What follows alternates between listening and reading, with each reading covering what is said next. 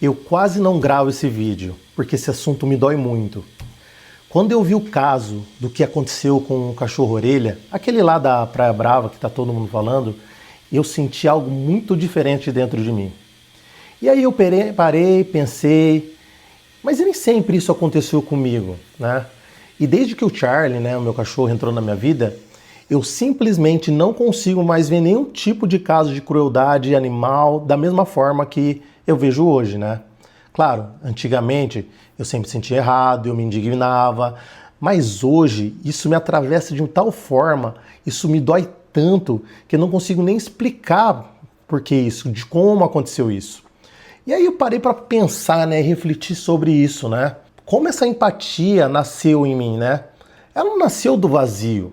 Ela nasceu do quê? Da minha experiência que eu tive com o meu animal, com o meu cachorro, né?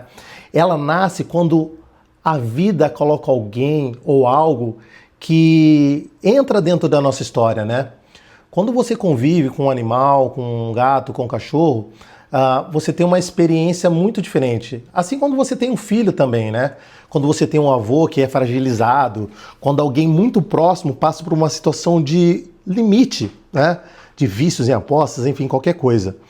Aquilo deixa de ser algo abstrato e passa a ser algo mais pessoal, mais próximo. E aí vem a pergunta que é difícil, que incomoda todo mundo. Mas o que precisamos fazer, né?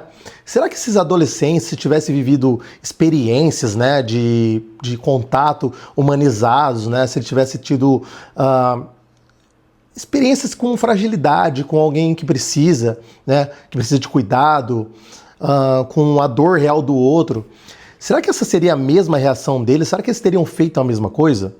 E assim, gente, eu não tô aqui para passar pano para ninguém. Isso é revoltante, é chocante e é inadmissível o que aconteceu. Mas talvez a pergunta mais profunda não seja só o que está acontecendo. Talvez seja o porquê isso aconteceu, né? Ou o porquê isso está acontecendo com a nossa sociedade.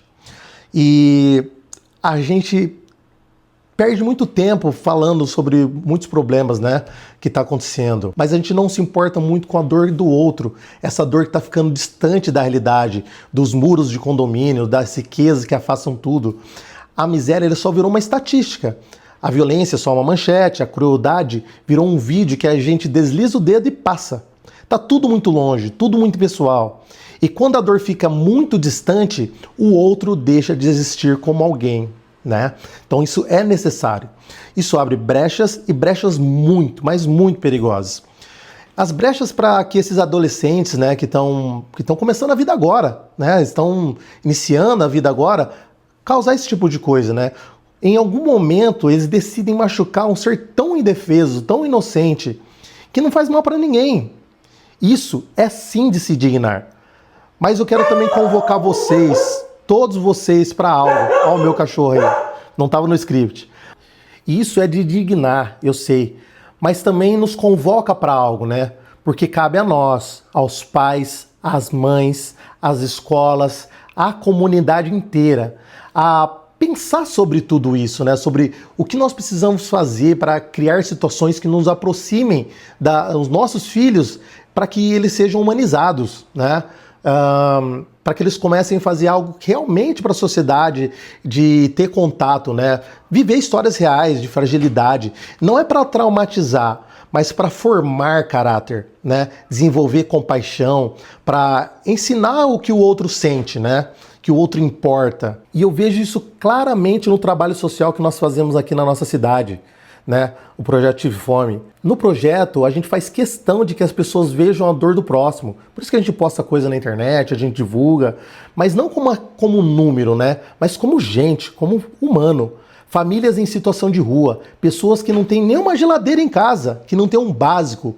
Agora mesmo a gente está correndo atrás do caso da Maria Rita, que perdeu tudo por causa da situação com esse relacionamento, e está faltando geladeira, ela tem 3 filhos, está faltando comida, e a gente precisa fazer alguma coisa, né? Quando a gente entra nesse tipo de realidade, a gente não tem como sair igual. Isso muda, isso cria caráter, isso traz metanoia, transformação de mente, né? A gente quebra essa bolha e a gente começa a ampliar essa empatia dentro de nós. E Me lembrou também algo muito importante, né? Muita gente veio perguntar para mim, Davi, por que você resolveu falar sobre apostas online, sobre essa situação? Gente, é o seguinte, muito simples. Foi uma experiência que eu tive e foi real por causa de uma fisioterapia que eu estava fazendo, né? Tinha um paciente do lado, né, que estava do nosso lado conversando, a gente falando sobre futebol, e ele falou que não apostava mais em aposta, nem em joguinho, nada. E a gente perguntou por quê, né?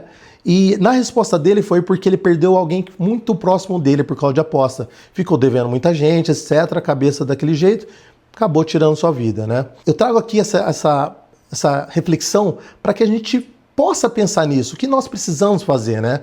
Quando a gente se aproxima da dor do outro, isso muda a gente. Então, talvez a questão, aliás, a grande questão de estudo é a gente só se importa profundamente quando a vida, a verdadeira vida, ela encosta na nossa vida. Ela se aproxima. Quando a história deixa de ser distante. E esse caso vai muito além de protesto. Ela nos obriga a perguntar que tipo de pessoas estamos formando, que tipo de sociedade estamos construindo e que experiência estamos oferecendo para as próximas gerações. Porque empatia não só ensina no discurso, ela constrói no contato, na presença, na convivência com a vulnerabilidade, né? Eu demorei para entender isso, mas hoje eu sei, quanto mais a gente se aproxima da dor real, mais humana a gente se torna. Isso é o chão da vida. Valeu, muito obrigado.